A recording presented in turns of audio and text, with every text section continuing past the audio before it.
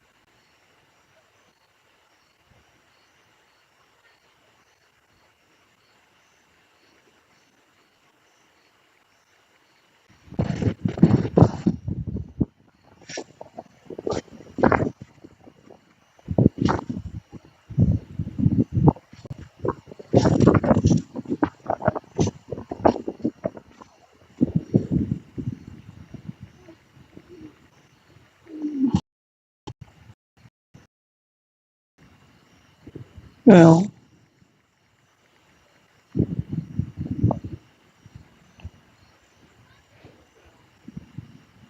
actually, it should.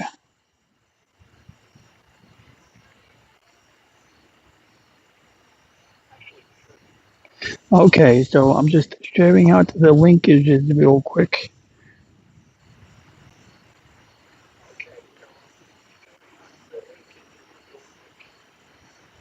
So I'm just going to all of the cool places.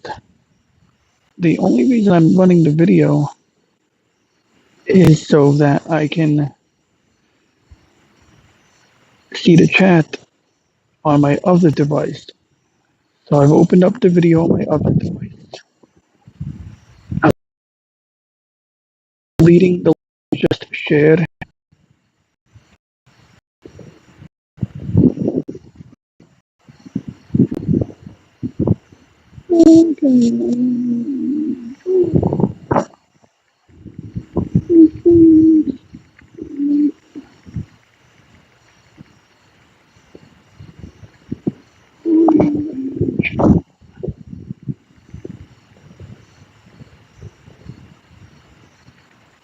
Alrighty, and then I just shared a link, but what I'm going to do is I'm going to eliminate.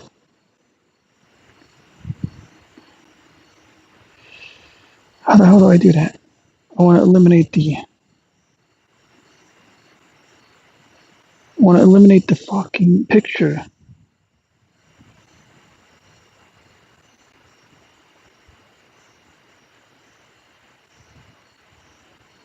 Is that a desktop only feature? No, what a waste of time. Okay, so basically we got a front facing camera.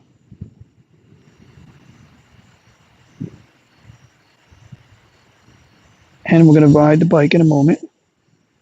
All I got to do is log into my computer remotely because I need to open up Discord in order to tell my computer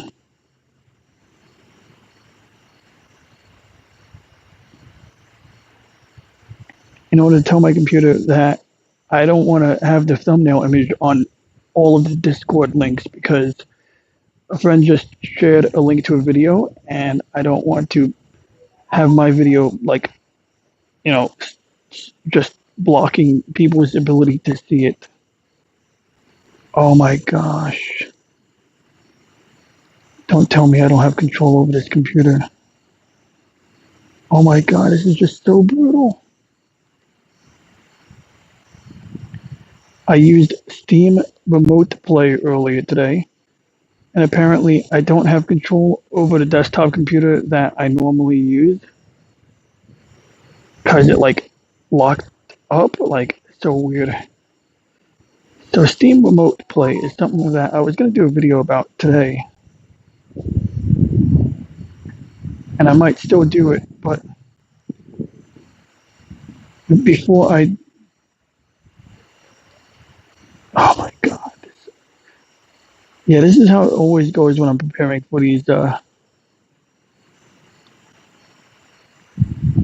whatever you want to call them.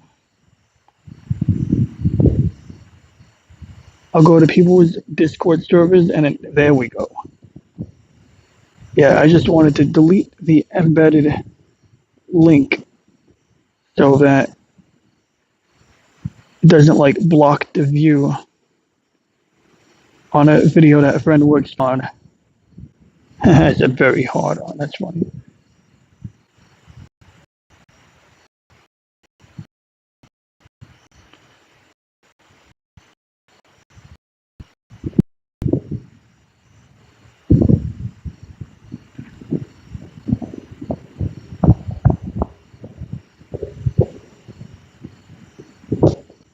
Actually, I think I'm just realizing that the link I'm resharing might already work. So this might be an exercise in redundancy. Let's be sure.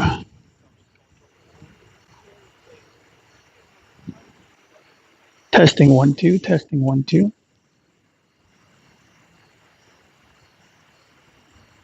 Testing 1 2, testing 1 2. Okay, good. I can hear myself talk.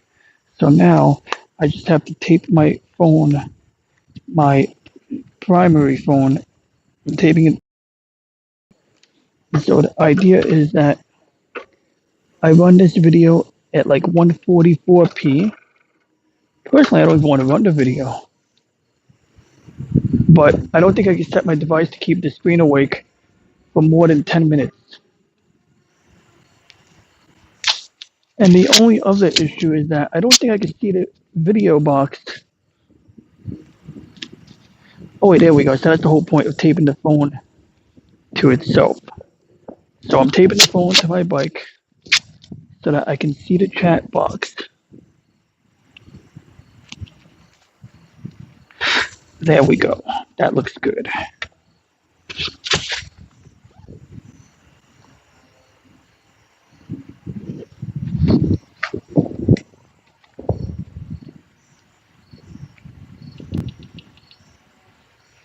Right now I gotta check it. I'm gonna check to make sure that this doesn't have like a timeout. Display security lock.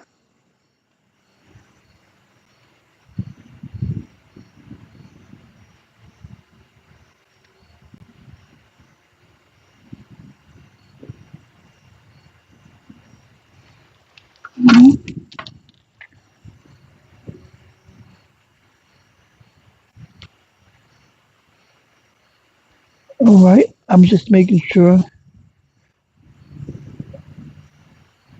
that my device, auto lock device after, oh wow, 30 minutes. Good. My screen will stay on for a half hour and I can read the YouTube chat without burning through the streaming.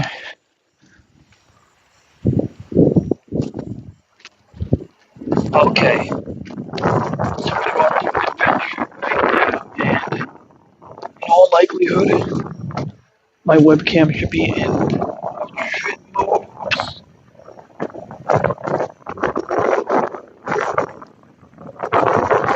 And then we will make an editing reel for this. I'm just gonna make some minor adjustments here if you can hear me. Because I think we can make the video brighter. So we're just gonna tweak some settings here. No, why would I want to do that? Why the hell would I want to do that?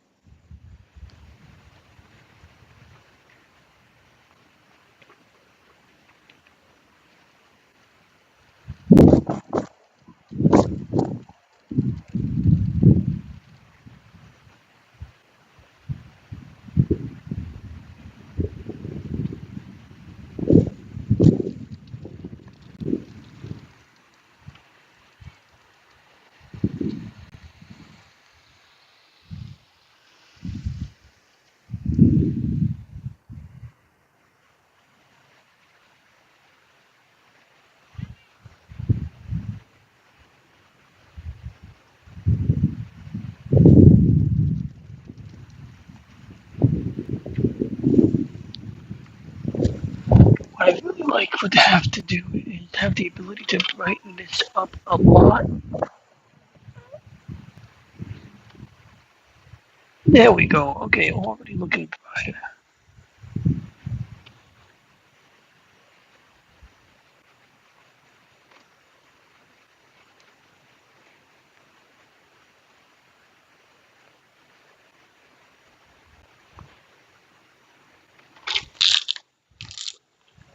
Okay, good.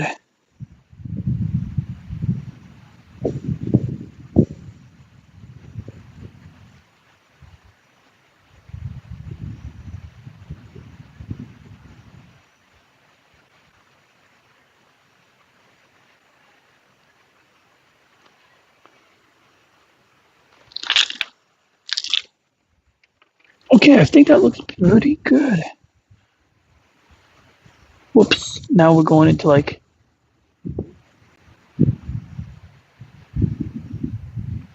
good. So we just tricked the camera.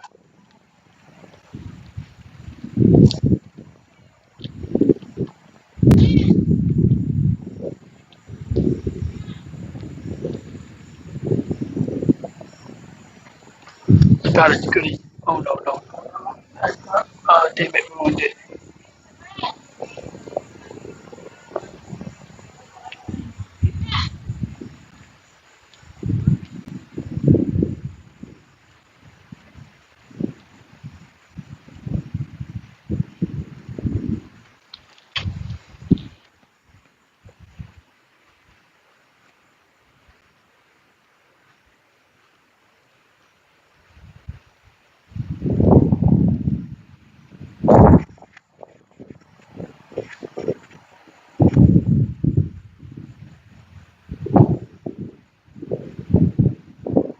Okay, we're looking good.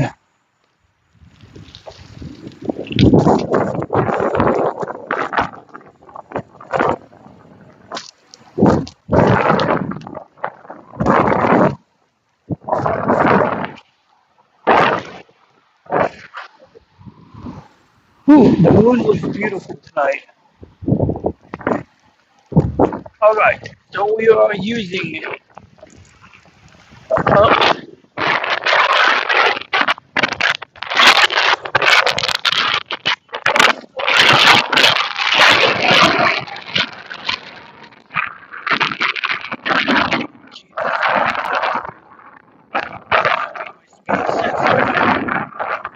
heart monitor. All right, we are using a Galaxy Note 8 for the video camera. In fact, we are streaming through Samsung Galaxy Note 8 for the front-facing selfie camera with the back-facing. Let me start over. We are using a Samsung Galaxy Note 8 for the selfie cam angle and a Samsung Galaxy Fold. Let me start again. All right, we are using a Samsung Galaxy Note 8 in order to have a selfie camera, and it is also running Streamlab. The Galaxy Note 8 is connected to a Samsung Galaxy Fold. Set to keep the screen on for longer than 10 minutes, but it turned off anyway. The Samsung Galaxy Fold is my primary phone. It is providing a mobile network connection, and it is allowing my Galaxy Note 8 to connect through a mobile Wi-Fi mobile hotspot.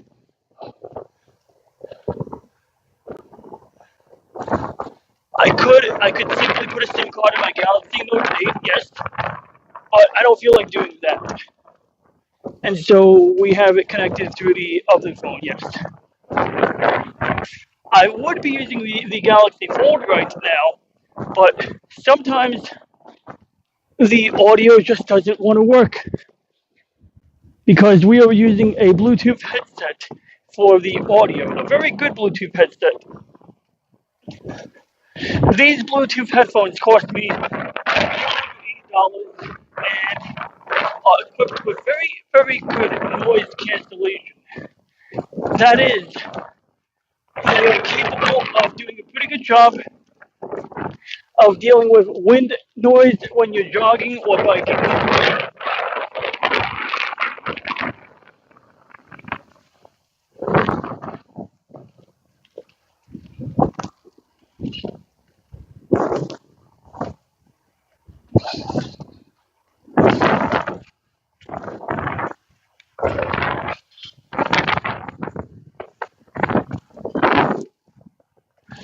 And so, of course, I would most certainly want to be able to use these headphones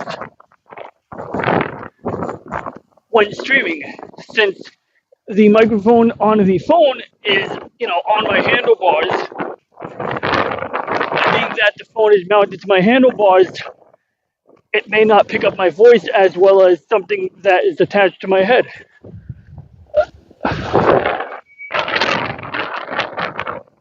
We have a bit of a headwind right now, but that makes sense because, it doesn't really matter, but luckily I just inflated my tires, and it is entirely normal for tires to lose their pressure. Yeah, it's very, very frustrating. So it looks like my phone is deciding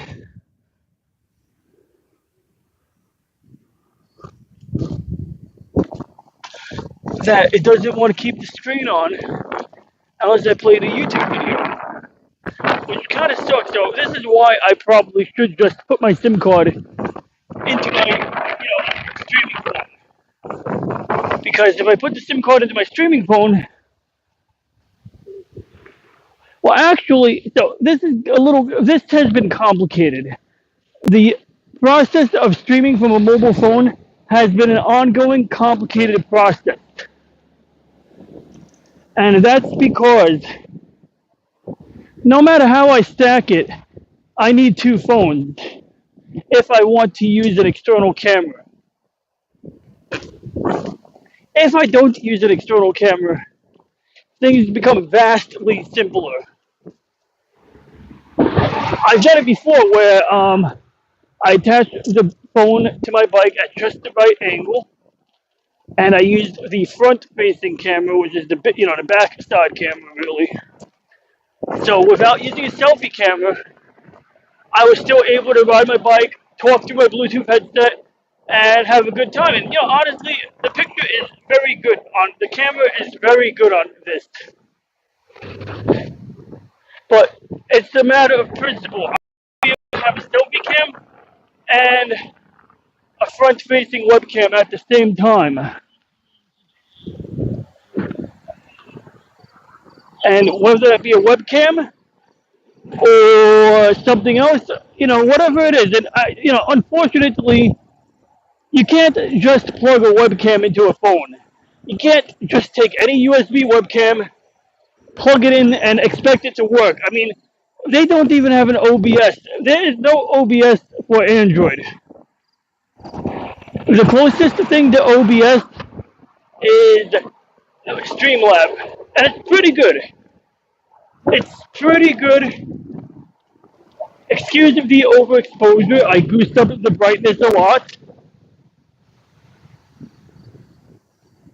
And then even when you're using Streamlab, you can't actually plug a camera into the phone.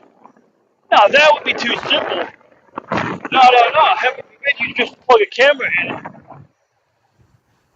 You gotta, plug a camera into that goes through a special app. So, whether you buy a Garmin GPS-enabled camera or you buy a DJI camera like I did, and DJI makes cameras for drones. So, these are the best cameras when it comes to, stabilization. I mean, if the gimbal on a drone can keep the camera steady, oh yeah, that's working out really well. But most action cameras, most of the cameras you put on a bicycle, they assume that you are going to record the footage. And yeah, I can record the video right now. But How do you think I get the picture to be so bright? Well, by putting it into photo mode. Literally, I have to put it into photograph mode in order to get the image to be as bright as it is right now. Even though we're using the live preview, it is still technically in photo mode. But yeah, I have like a couple of Garmin GPS cameras. I misplaced one of them, but I plan on, finding it eventually. And the Garmin GPS cameras are really cool because you can mount one to the front, one to the back, link them together. You have like basically like as arguably inappropriate languages. Because I mean, depending on what circle, but one camera is labeled master and the other camera is labeled slave. Um, you know, but essentially you gang the cameras together, and you got the host camera and you got the client camera, we'll say, and basically whenever you turn on the primary camera, whenever you start recording on the primary, the secondary camera will begin recording and they will be in sync.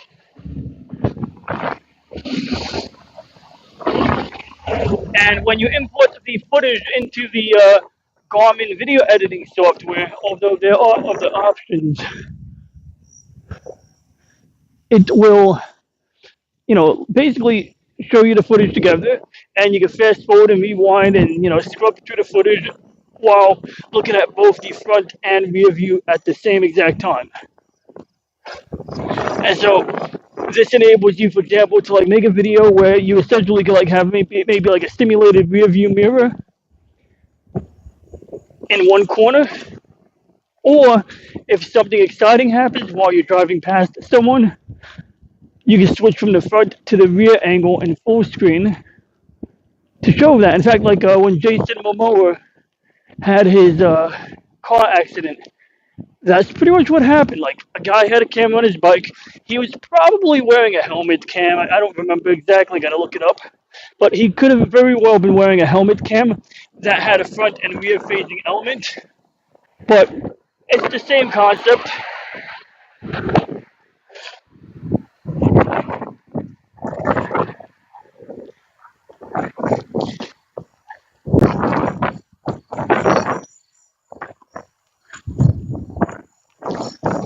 But even when once again, that is when you're recording. If you want to live stream the footage like of that particular event, you really can't do it. And like the DJI camera is a little better about working the way I want it to work. The Garmin camera is like it's a great camera, but it's not as good when it comes to anything live.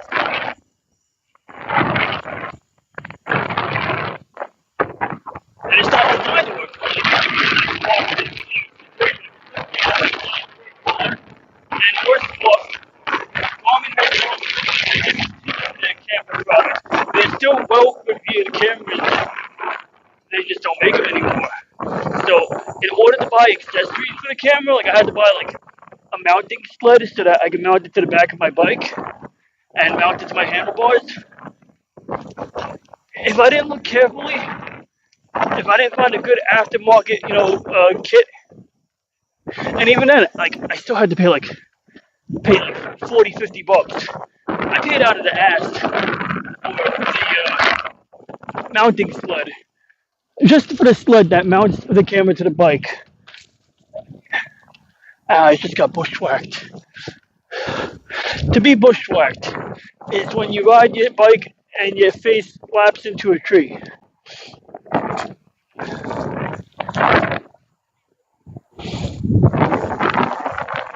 But yeah, so as a result, I'm using this particular camera right now, and I found that when I attempted to do a live video with the Garmin camera, it worked pretty good. Basically, you would turn the camera on, and you'd plug it into you would plug it into your phone. In fact, the camera would link to the phone via Wi-Fi. You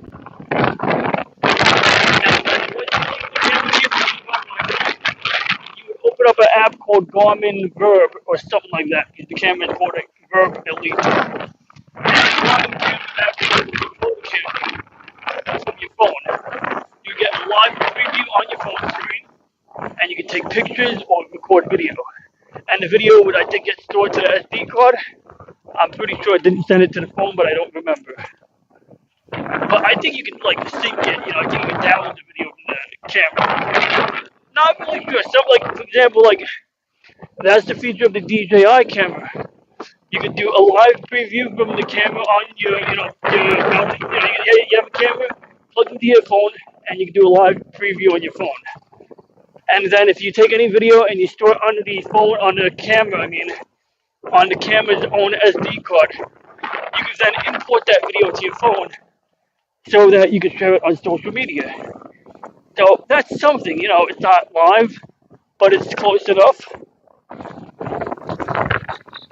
Whereas the Garmin camera, I'm not even sure if you can import the footage. I think you can simply get a live preview and control the camera. You can't actually transfer the footage, I think.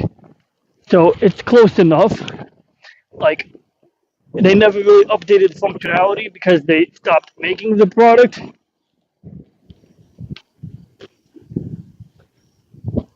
Like, the DJI camera is so close. It is so close, like, to being good. It just doesn't give you, like, everything, like, I could do live view, and then I can, like, use a screen recorder, which is what we're doing now. We're using Streamlab to capture whatever is on my screen, and the reason why you're seeing, like, all these extra buttons on my screen, you see, like, on the right side of the screen, you might see, like, a white button and different modes. You see photo, video, panoramic.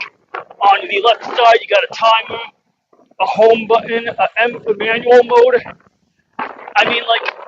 The reason those are on the screen is because this camera is not designed for live streaming. We're just, like, looking at whatever app came with the camera, and we're using that. That is literally what we're doing. We are just screen capturing whatever app, the app that came with this camera.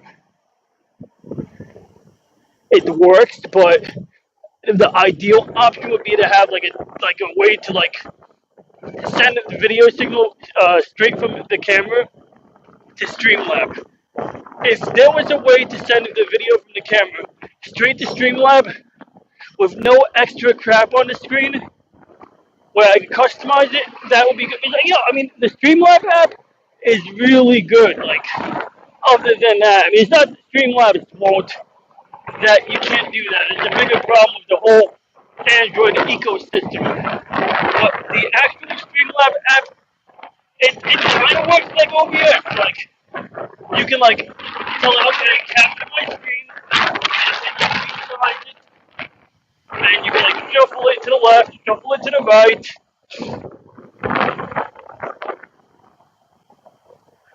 So it's pretty good like that. And then you can have a chat box, and so here's where things get weird. It's like, if I wasn't using an external camera, I would be able to review the chat for the YouTube channel directly inside of the Streamlab app. But in order to capture footage from an external camera, we have to open up the DJI app. And the minute we do that, we no longer have the ability to view the chat box from inside of the Streamlab app. And so that's part of the reason why, no matter how I do this, I need to have a second phone connected to the internet at the same time so that I can go to YouTube and use the chat box on the YouTube app. And then in order to prevent the screen from turning off, I have to like leave the video playing and streaming, even though that's like a waste, because even though I'm recording, I'm streaming the video directly from the phone to my right, on the right side of my bicycle handlebar. The video from that phone is basically going from the Streamlab app on my phone, on my second phone, over to the Wi-Fi hotspot on my main phone, and then it's going all the way to the internet, all the way to YouTube, and then it's coming back. from YouTube so that I can see the video on the YouTube app and interact with the chat. Now, good news is the delay is not bad. It's like a 3 to 5 second delay. But anything I've done to remedy this just adds way more complexity. For example, I can go from the Streamlabs app to OBS at home. Like I literally have to forward the video from Streamlabs to my computer at home. Then my computer at home sends it off to YouTube. And then, like, my brain locks up and I forget what's going on. Like, literally, that's kind of how it works. But I have to, like, literally, I have to use a third party service. I have to be subscribed to both. In order to relay the video from my phone to my computer at home, I have to have 2 subscriptions. I have to be subscribed to Streamlabs Professional or whatever they call it, and I also have to be subscribed to Restream.io.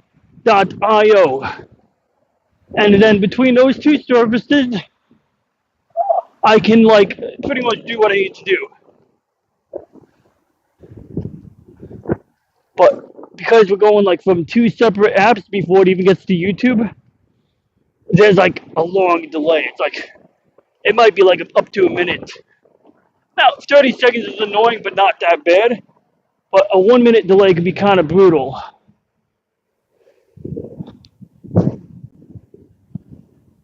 You ever see that Facebook meme where people say that the moon never looks right in their pictures? We can actually see a star. Well, that's just a cloud. But yeah, brightness actually looks right now because the camera is so neatly calibrated.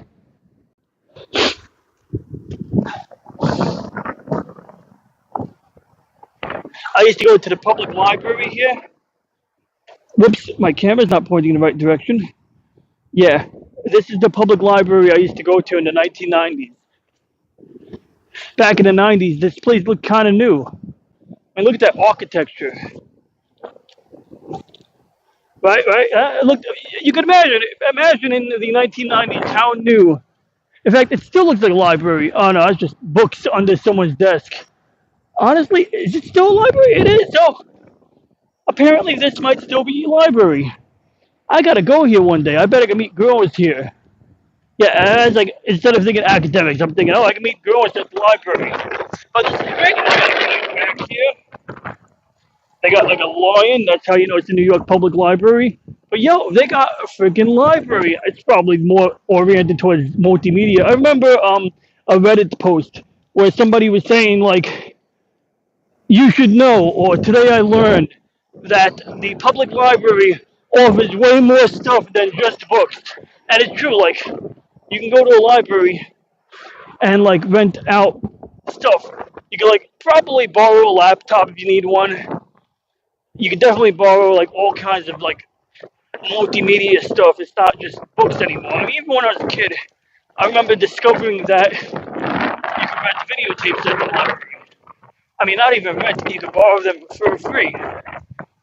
And it seemed like a gimmick at the time, but it's still something. I mean, like, you're not paying for it unless you don't return it.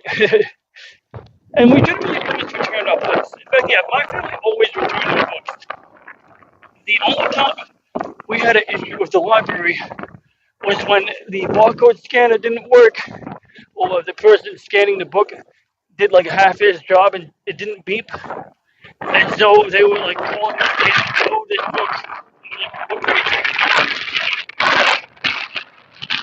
My parents on top of that shit, you know.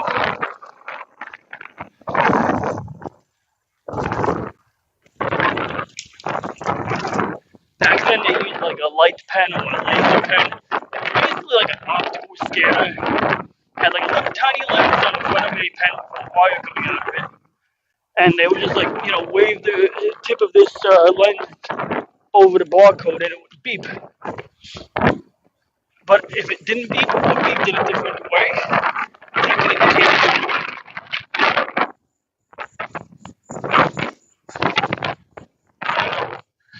always like lamenting about this setup, this mobile streaming thing with it. It's hard to stream from a mobile device while using an external camera. I think that's.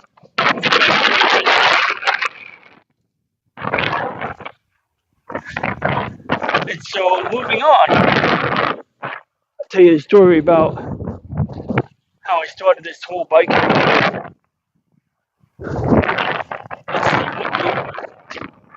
Okay, well, casual. The year was 2014, probably 2013. Yeah, the year was 2013. I was just about to leave my job at the cable company. I was a call center rep in the most dreary place to work. Really, I mean, like most people who work in this call center are not happy. Or in this type of call center on people. And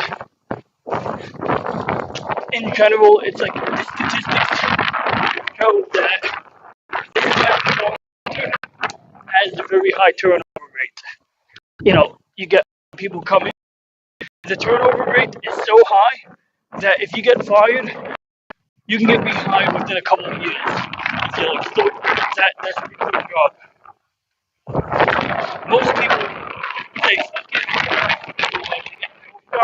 and go back to that type of work. Or that specific job. They might just take work somewhere else, maybe, after a long waiting period.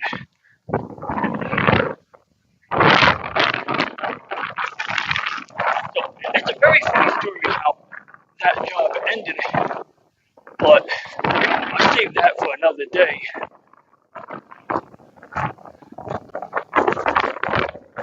Basically, I knew the job was ending very soon and that my last check was coming, so I plotted. I said, okay, I'll buy a suit because I had a good job interview coming up. Didn't get the job, still was a really important job interview. So I bought a suit and a bike. The bike, now, really, I should have like haggled on it, because I mean, this was like $150 that I wasn't gonna really get back. What I mean is, like, I was broke. And I was gonna be like, unlikely to get paid, like, if not for unemployment. And technically, I wasn't fully entitled to unemployment. It was kind of up in the air. So anyway, someone had a bike, $150. It seemed the bike was like worth $300. So I said, okay, 150 doesn't sound bad. But immediately after riding home with that bike, immediately after starting the ride home on that bike, like, I had no experience with bikes at that time. Like, I had some, but not the level of experience I have now. Basically, that bike had all kinds of mechanical. Every time I pedaled, it was like gear, click, click, click, like constant. So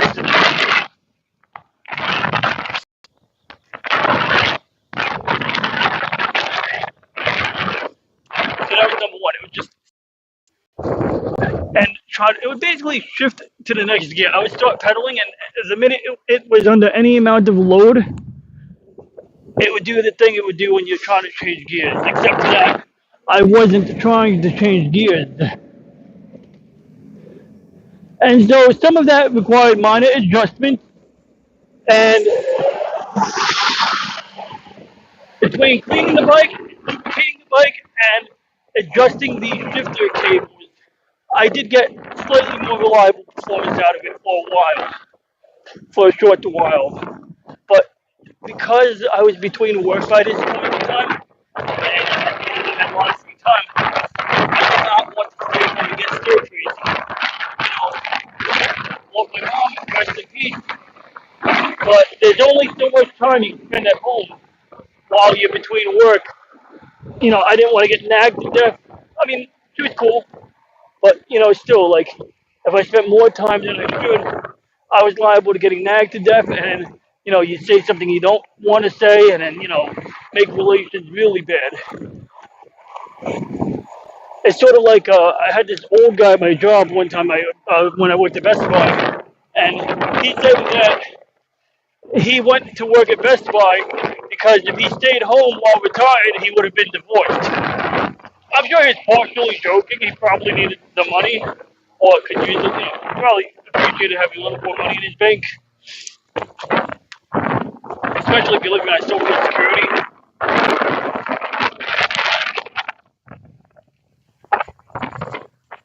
But like, I get the logic.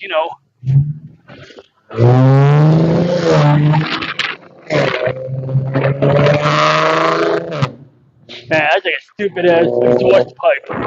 So these people, they think they're so cool that they have a loud exhaust pipe. I believe it might actually help performance a little bit, but only because like it evacuates the dirty air from the engine. So I get it. Like you're getting rid of the exhaust as efficiently as possible, so that you have a cleaner burn and better horsepower. But come on, like you're not racing it. If anything, they should have like a dual exhaust pipe system where you can toggle from one to the other whenever you're driving in different places.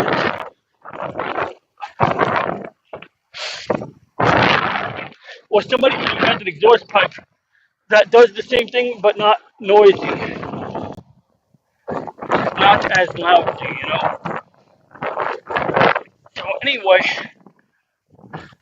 I spent like over a year riding my bike all over the place. Like I live on an island, so I was mostly limited to that area. But I put on a lot of miles on my bike. I started using apps. I don't know, like Map My Ride. I think it was called Map My Ride back then. I had an iPhone 4, and it was a pretty good app. Like it measured my distances, it approximated my speed, and then like by the time that year was over, my mom was cool with it. I think like at first my mom was like, okay, whatever, you ride your bike, no problem. Then as the year went on, she's like, what is he doing? Like this dude's just riding his bike. Like, and my dad's like, well, at least he's not on drugs. And then after that, by the end of that year, my mom was cool. Well, by the third quarter of that year, she was totally cool with it. Like she was reading some book. I think it was about Jane Fonda or someone like that. And basically, in this book, Jane Fonda and her daughter, if I'm remembering correctly, went bike touring across the country. So, and like basically, like the running joke was like I remember I was telling my mom how like, oh yeah, got another flat tire. It's so annoying. And reading the book, she saw a parallel where Jane Fonda and her daughter were basically the resort of going bike touring across the country. They have a lot of pictures of themselves changing the flat tires on the side of the road. So it's kind of funny because like that is very realistic. And I'm sure there's ways you could try and avoid that. But I imagine that, going bike touring back in the 1970s or whatever year, probably involved getting more flat tires than today. Today they got all kinds of new technology. They got butyl rubber, whatever it's called. And basically it's like a rubber that, I don't know, it's like some space age, whatever crap.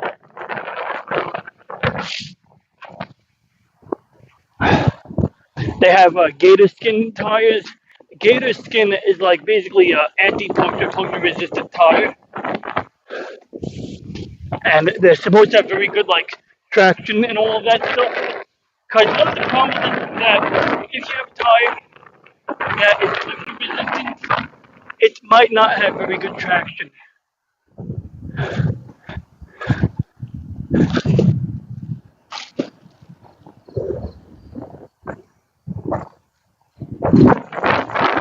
Getting back on topic too. Well, not back on, well, on topic still. Regarding that bike I was riding for that year, 2013, 2014, the bike I was riding had like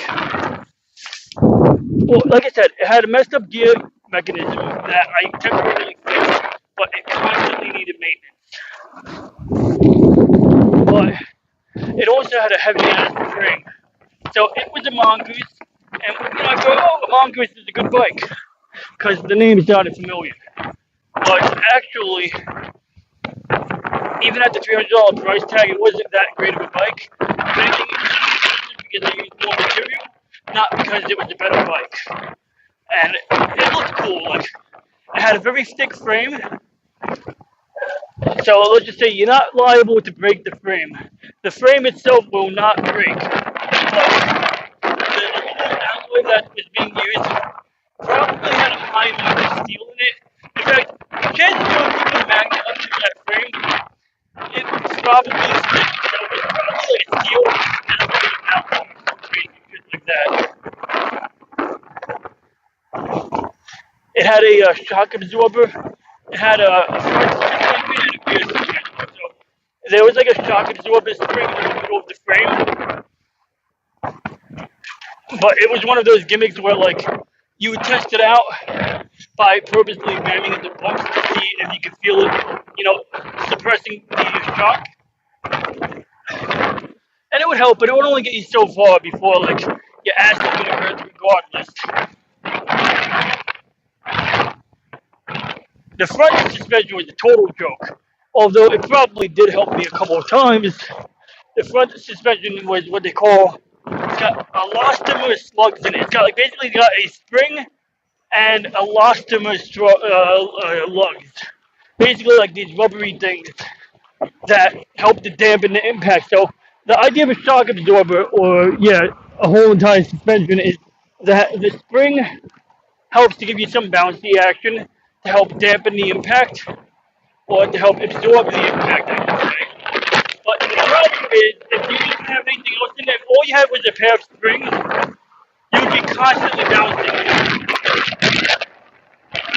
And the problem with like a shock absorber spring is if without anything else, without the actual shock absorber, if all you have is springs, every time you hit a bump, it'll just push the energy back and you'll go flying.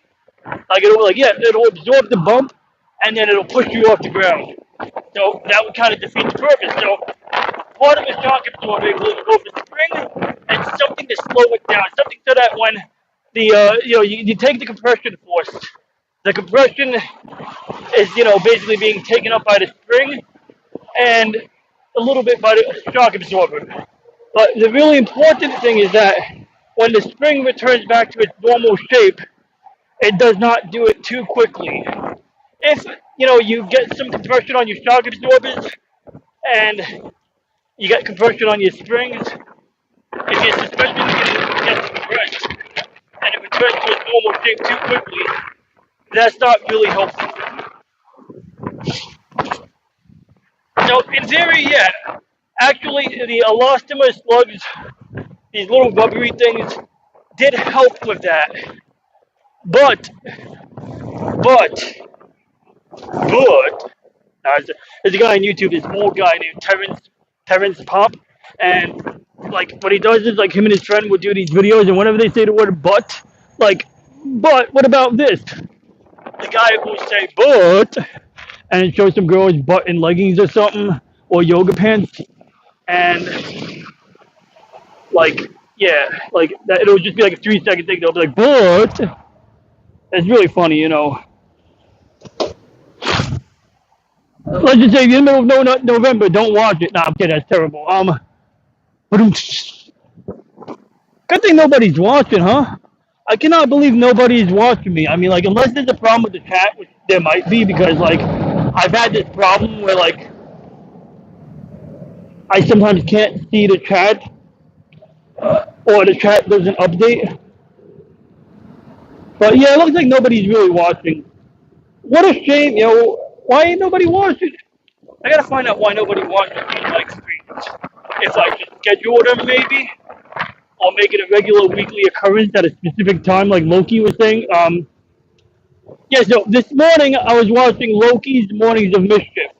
Great YouTube channel. It's basically primarily a live stream channel. And, he runs consistently 5 days a week. And every Wednesday, at least as of the past couple of months, every Wednesday he does a show called YouTube Talk, and it's just like talks about different aspects of working on YouTube or making content on YouTube. Things like, okay, don't do drama. Drama's bullshit. Or, this is like, the rules. Follow them. What people like. Oh, just different things. He shows you the ropes. Whatever things he's experienced as a content creator that has helped him advance himself in his work and his friends. Because of course that's part of it is building a community. A community is like a recurring customer. At least that's how I see it. They can also be friends, but they are your recurring clientele. And I just had a freaking piece of pollen enter my eyeball. God, I hate when that happens. Here's why I didn't ride my bike here originally. Ugh.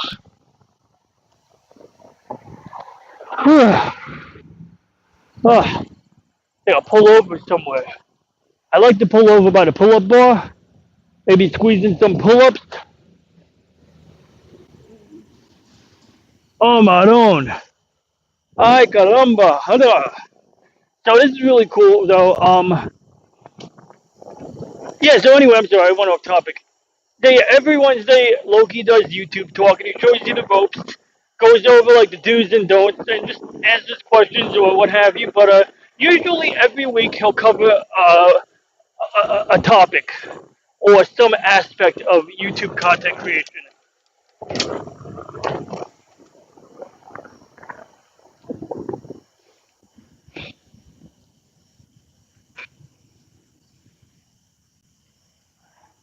So what was my point? I forgot what my point was. Oh yeah. So on today's YouTube talk on Loki's channel, Loki's Mornings of Mischief. Oh my God, a deer! Sorry, I got scared by the deer. What the fuck?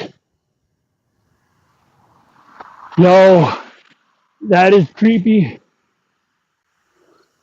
So I just like had a deer in the brush next to me, and it like made all this noise and ran away. But when the deer was in the distance, running into the woods, I think the back of a deer, the back of their butt and their legs is white. So I see this white back running away. It looked like a person in a t-shirt. I was like, oh my God, that's a human. But it was totally a deer. I really got to put more tape on my flashlight. So I attached my phone to the top of my flashlight, my primary phone, my internet phone, the one I'm using as a portable hotspot. But it keeps sagging because of the extra weight. So this headlight, which I like to aim upward so that you can see stuff in front of me on camera, keeps going down when I hit bumps. Now, granted, I used to have like a nice like screw-on mounting kit, but when the plastic snapped, I just taped it on. So once in a while, I apply more tape to kind of like keep it from slipping, and it usually works for a long time because I don't usually mount my phone to the top of the headlight until now. But yeah, so bottom line, I keep saying this because I keep losing my train of thought. This is like the negative thing about bike talk. This is probably why nobody watches my bike streams because I can repeat myself a little bit too much, and I gotta like come up with a better routine, or just like, well, I think if I keep at it, I'll develop a routine of some kind, and that's why I put so much emphasis on finding a way to have a working cat box. Whether God, fucking bugs. Excuse me. Oh yeah, there's a lot of weird bugs over here. But this is why I put a lot of emphasis on having a working cat box. The idea is that I could read the chat box while I'm riding my bike, and then people might say, "Oh, hey, let's talk about this," and we'll talk about this, or let's talk about that, or something. They bring up a topic that keeps things rolling. When nobody joins the chat, it doesn't really work. I hear people talking in the distance, but I don't know where they are. I think they're at a bus stop.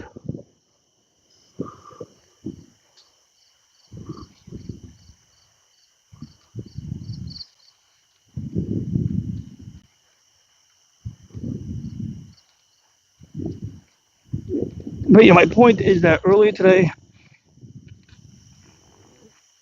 I'm watching Loki's Mornings of Mischief.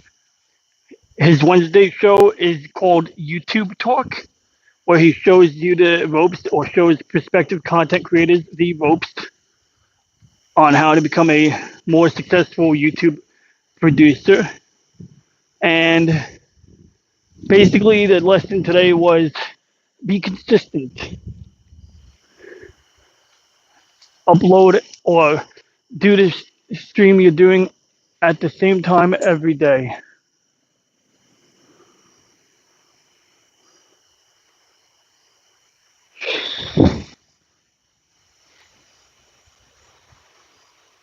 Or every week. So if you do a stream once a week, do it at the same time every week. If you upload the video, don't just upload it immediately after you're ready.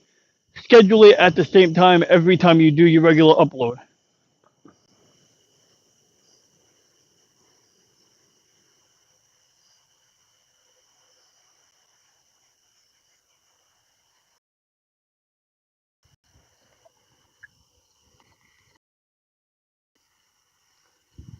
All right, is this camera pointing at the pull-up bar?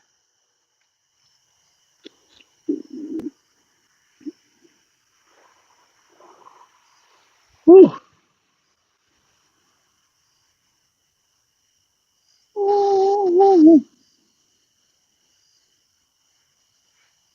5.85 miles. You heard? That's 5.85 miles.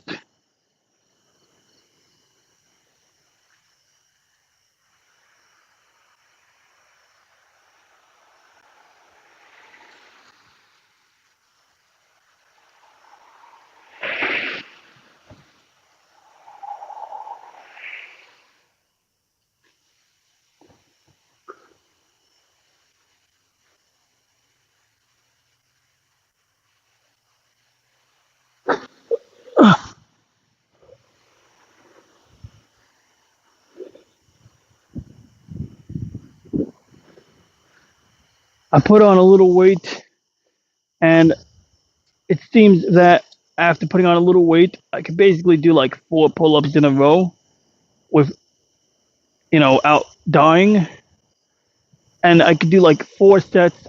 I could do like 3 sets of 4 if I space them out. And then if I do like 4 pull-ups today, within a couple of days, I can usually like have better endurance. The problem is when you wait like 2 weeks to do more pull-ups. So you're not going to build endurance if you keep spacing out your pull-up sessions. But if you're able to do a few pull-ups, just do them. Uh-oh, rain. I got rain. I think I have rain.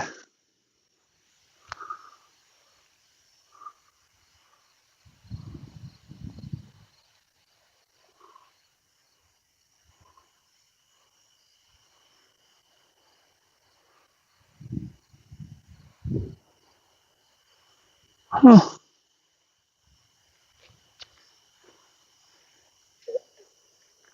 It sounded like rain, but I think that was just the sound of the trees.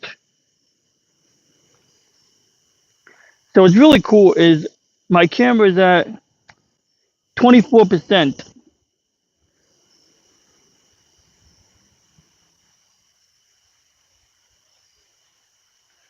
So what I'm going to do is I'm going to turn off my I'm going to turn off my I'm going to turn off my external camera for a little bit, and I'm going to plug my phone into my charger so that it can get a little bit of juice. And maybe I'll take this phone off the bike since the battery might be charged. Oh wait. No, that 24% figure is, yeah, man, everything is low on power here, except I think my camera might be good. Let's take a look at the camera. Okay. My camera, yeah, no, everything's like 23, 24, 30%. Everything's low in power, yo. I'm going to plug everything in. I got 2 USB power banks. Oh no, I got two USB cables.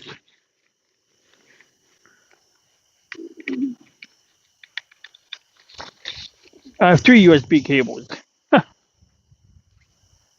So I have one USB cable powering my phone. I mean, one USB cable charging one of my phones, and another USB cable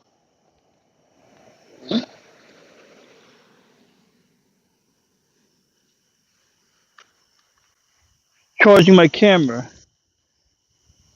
Because apparently the USB cable I was running my camera off of was not charging the battery. It was only,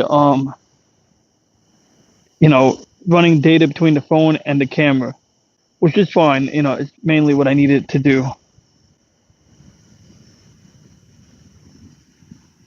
But yeah, so basically we use this app, the Streamlab app, to stream. I think it's streaming. Yeah, it should still be streaming. I don't know why I'm getting a circle here, but we're getting a ticker.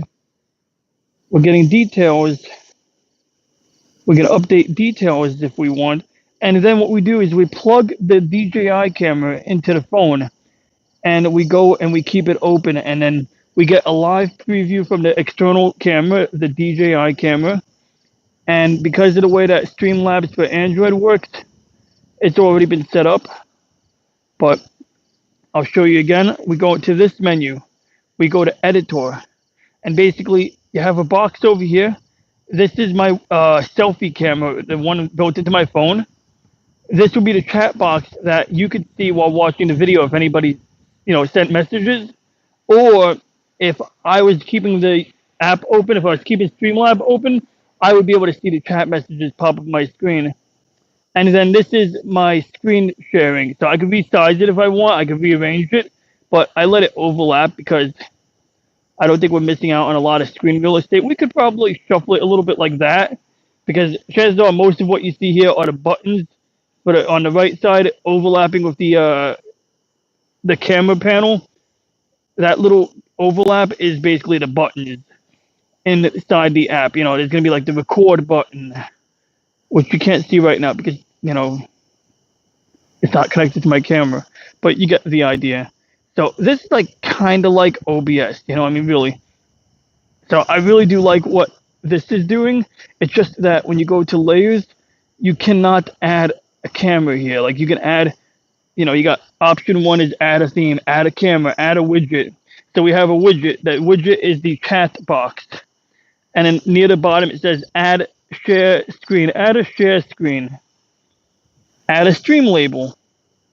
So, you can get fancier by putting some graphics up on the screen. And if I was only using the selfie cam, let's say I was going to an event, like a few years ago, I went to Vegas, I went to an event in Vegas, then yeah, okay, what you would do is you would use your selfie camera and you could use the button up on the front to switch between your selfie cam and your front cam, which right now is looking at the ground. And that could be useful. And then you can mute and unmute your audio. And then I don't know what this, okay, so that turns on the chat, but I don't think I can see the chat unless I'm inside this app. And so what I do is I go and I have a second phone linked to this phone, and I open up the YouTube app on the other phone so that I can monitor the chat. And I just go and I open up my own video and I monitor the chat, which is a little messy.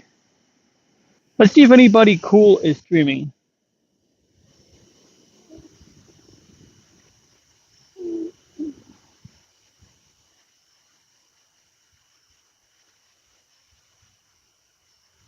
This guy. Let's see how many. 23 minutes. Okay, he did his baseball. The box score. I love that name. It's a really cool name. The box score. It really is catchy. It's catchy. It sounds professional. The way he starts his videos is great. It's like, it's good. Good setup. It's like a professional broadcaster. So, one of the things I could do is, had my regular phone been working with audio today, over the Bluetooth headphones, I would just be using my regular phone, and I would be able to use the wireless connection between my phone and the camera. Wait a second. Yeah, and then actually, this is an interesting part. Next time I do this, I hope by the next time I do this, I will find my tablet mount. I have a tablet mount, and it does exactly what it sounds like it does. It allows me to mount a tablet to my bike. Now, of course, I'm not actually going to mount the tablet to my bike. What I would do is my phone, my Galaxy, assuming that I fixed the audio issue, which seems to come and go. Like sometimes the audio works and other times it doesn't want to work. But assuming I fixed the audio issue, what I would do is I would use my Galaxy, Samsung Galaxy Fold in tablet mode. And if I could do that, I would only need one phone.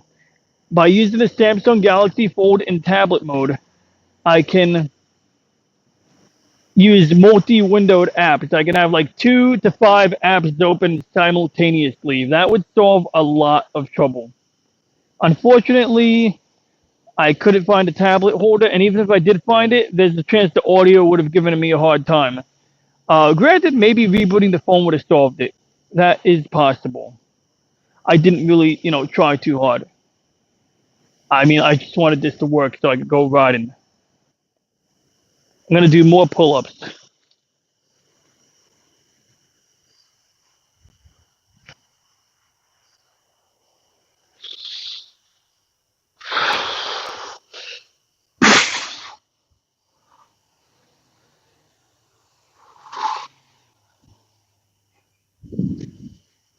Honestly, breathing is really important. Just now, I took a nice deep breath, and it made it a little easier to do those 4 pull-ups. I maybe could have done a fifth one, but I didn't want to kill myself. So yeah, remember to breathe.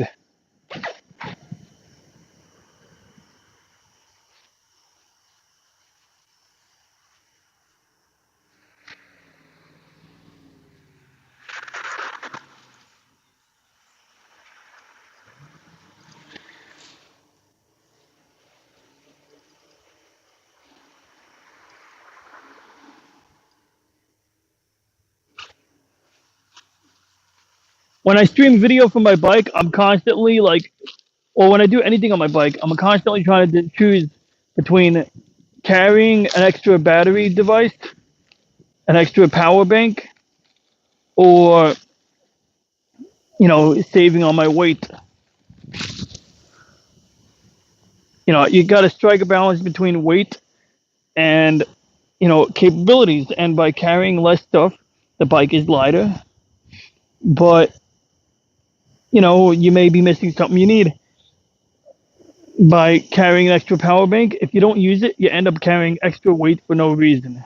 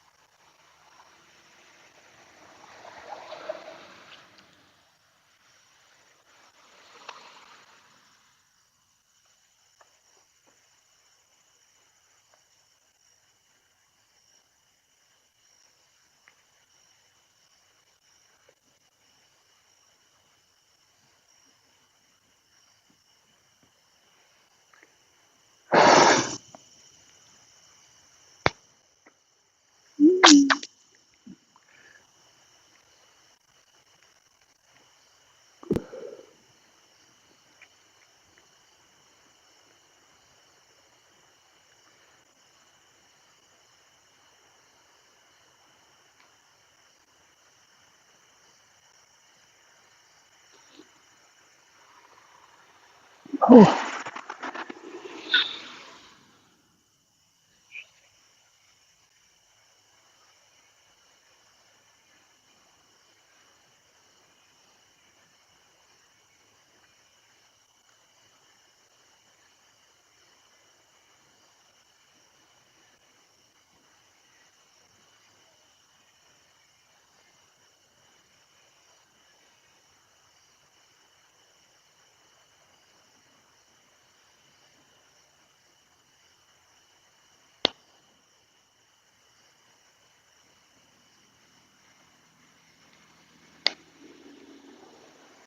mosquitoes.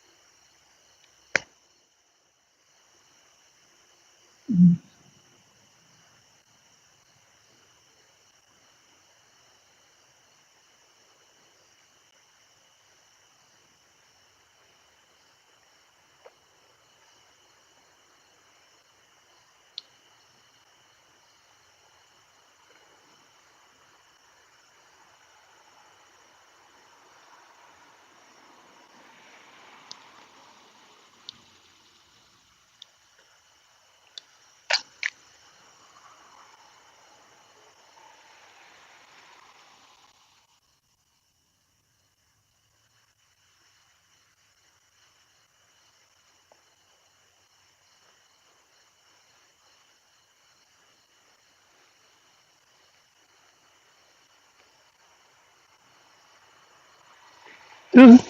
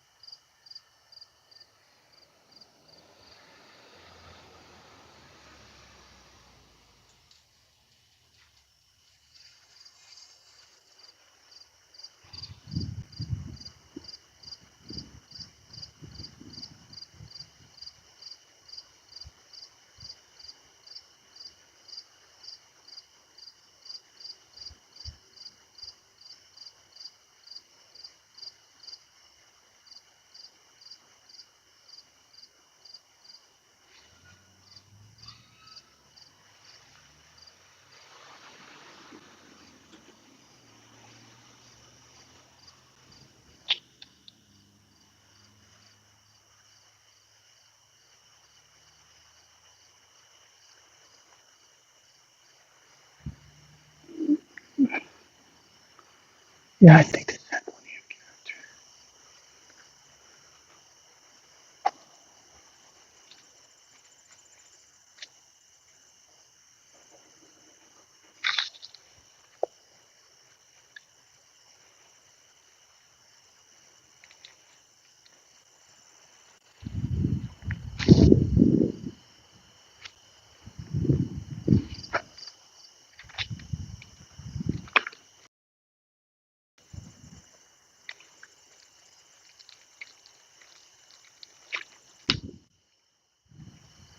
That's good water.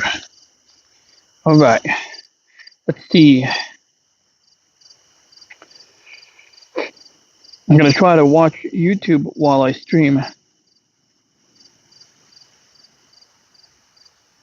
Now, I don't want to get claimed, copyright claimed. Come on, rotate, rotate. There we go. But I do want to watch The Dark Journalist. Now, I'm not really crazy about this guy. I don't trust him. Like, he's interesting. I'm sure he's not a lying liar, but, like, excuse me. My concern about this guy, The Dark Journalist, is that I can't find anybody, saying anything bad about him on the internet.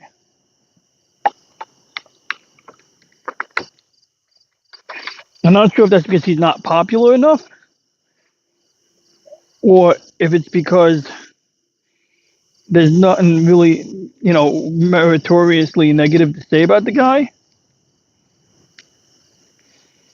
But I feel like, you know, everyone should have their detractors. I mean, there's exceptions. For example, like if you do like sci-fi and anime review, then yeah, there's probably not going to be a lot of people talking bad about you. And if they are, they're probably assholes. But like this guy talks about sort of like conspiracy theories. He talks about Atlantis or things similar to Atlantis. He talks about undersea pyramids.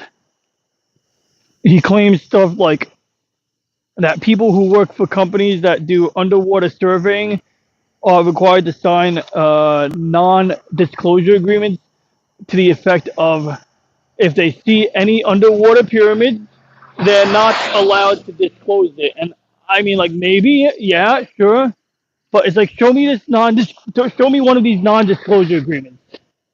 Show me proof of one. Like don't tell me hearsay because I mean, someone could have just been making that shit up to sound cool. I mean, it might be true to some extent, but maybe not for the same reason as one would claim.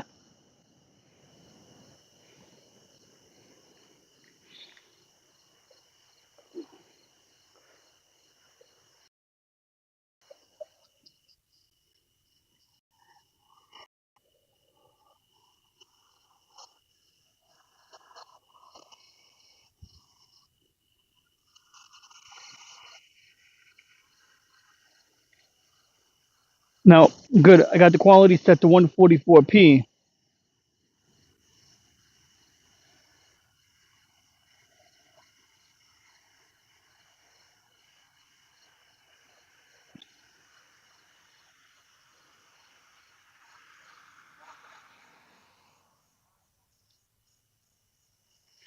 Okay, I plugged the camera into my phone. Now I'm supposed to get a pop-up saying, okay, good, the camera's connected. So before we do anything, I'm going to mute the audio in the Streamlab app because I don't really want to share the audio from this. But if you want to watch this content and make your own decision, please go for it.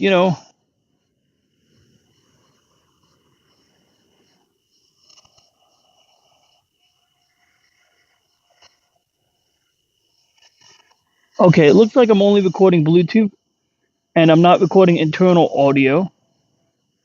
So we should be in pretty good shape. We're just going to go and make manual adjustments.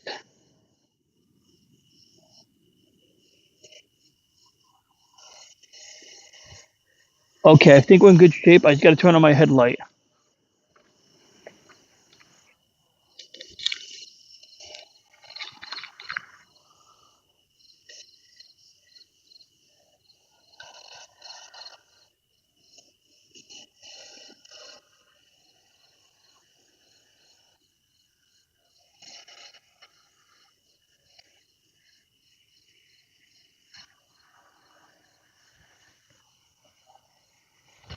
Now, an interesting thing is if you ever use Streamlabs or the Streamlab app on Android, along with a Bluetooth headset, like specifically something like AirPods or any Bluetooth headphones, I should say. Not really, a regular earpiece, but Bluetooth headphones. When you use Bluetooth headphones as a microphone for streaming or Skype, the audio output goes into like phone mode, and basically when the headphones are running in like phone mode, the quality is lower and more muffled than it would be if you were playing it in music mode.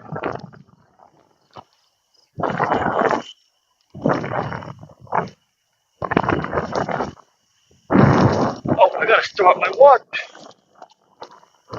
Whoops. Stop. I gotta stop my watch. I gotta save the data. I gotta reconnect my watch in bike mode because I was in exercise mode. Okay, there we go. So, what does the Dark Journalist do correctly? Well, he'll tell these stories, he'll talk about various narratives, he'll go over some history, he'll touch on conspiracy theories, and he'll show pictures along the way. And I remember reading the comments, and there was this guy who was a professor, and he said that it was great how he showed pictures while talking, because that helps people with memory association. And that makes sense, I mean, like, I get it. And that's good. But where I take exception is when, like, he's telling things without really sourcing it. And it's like, I look up to this guy, I try to find his website, and it's like, if I'm lucky, the best resource I can find is him referencing a book written by a guest. And it's like, okay, great. So now I got to figure out if this guy who wrote the book has, provided sources. And usually that means you have to buy the book. And, well, look, I'm not trying to, like, be on the paying side of the grift, unless it's the grift that I support. If there's nothing wrong with grifting, it's just like, are you providing a service to the people who you are grifting from?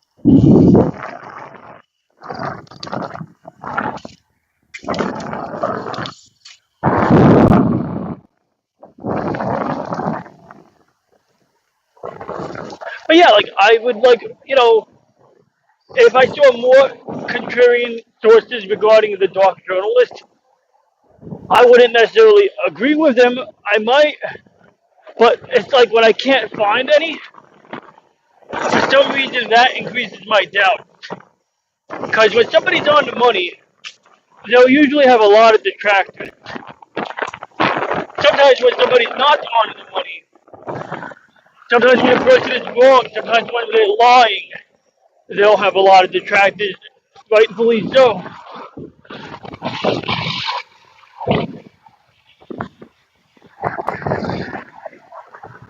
But like, an example would be like well, I don't want to touch on the topic, but a couple of years ago, or at the end of the year, around October of, like, I don't know, was it 2019? I forgot, or 2020. There were certain things being posted on social media that were getting, like, taken down. And what made it worse was so much that this particular news story from a mainstream source was being taken down, but that when you tried to share a link to any of the related content in a private message, it would also get blocked. That was weird. Okay, this was on like both Facebook and Twitter. I found that shit to be the weirdest thing. And like, the funny thing was, I remember when I was trying to share the link. So the way it worked was there was a New York Post article that was being blocked when you tried to share it, and then there was video footage that was on a Taiwanese video site that was also being blocked when you shared it, which was related to the article, and or related to the news story in particular. And when you shared the video, at least I remember I found a video and I tried sharing the video, and Facebook Messenger gave me an error message that said, "Oh, you can't share this. We blocked it because it's inappropriate content." And I was like, "Okay, let's do a test." I shared a video in relation to a news story that's currently being censored. That's what everyone was saying at the time who supported the censorship. So I said, "Okay, I can't share this video because it is considered inappropriate content." So I got an idea. What happens if I go to Pornhub.com and I look up a video of some scat porn? Scat porn is when somebody is taking a dump on somebody. Like literally taking a shit on somebody's wherever. Like bottom line is bodily fluids are coming out of someone's ass and they are landing on someone's body. So I think if anything is inappropriate, that would fit the bill. I mean, like, the content I was sharing that was getting blocked for being inappropriate was less inappropriate than that. So I shared a video out. Guess what? It did not get blocked. So I was just like, kind of like, what the heck? And once again, you get a lot of arguments on social media back then. Like, dude, this is bullshit censorship. And people will be like, no, it's not censorship because a private corporation is not, held to that rule. And I get it, but I know damn well if the tape was returned, if some kind of content was being blocked for any reason, and those people who were arguing with me didn't want things blocked, they would cry foul. They would demand antitrust litigation or something, which is actually what was briefly happening at the time.